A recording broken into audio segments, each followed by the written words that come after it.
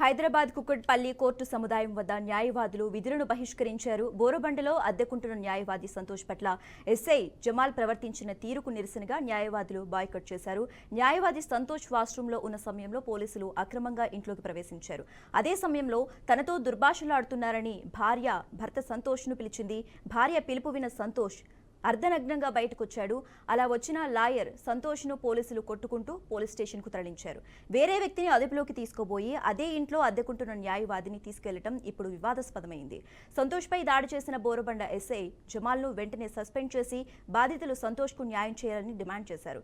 న్యాయవాదులపై పోలీసులు తరచూ ఎక్కడో ఒకచోట దాడులకు పాల్పడుతున్నా ప్రభుత్వం చర్యలు తీసుకోవడం లేదని ఆవేదన వ్యక్తం చేశారు.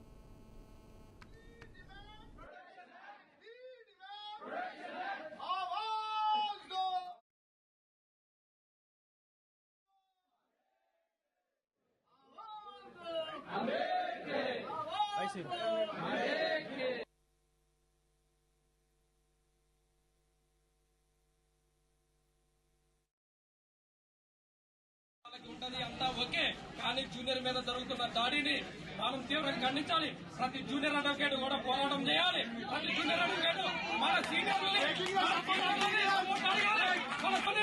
వాళ్ళ సపోర్ట్ తీసుకొని మన పోరాటం కూడా చేయాలి. వాళ్ళకి ఉంటది అంతా ఓకే, కానీ జూనియర్ మీద జరుగుతున్న దాడిని మనం తీవ్రంగా ఖండించాలి. ప్రతి జూనియర్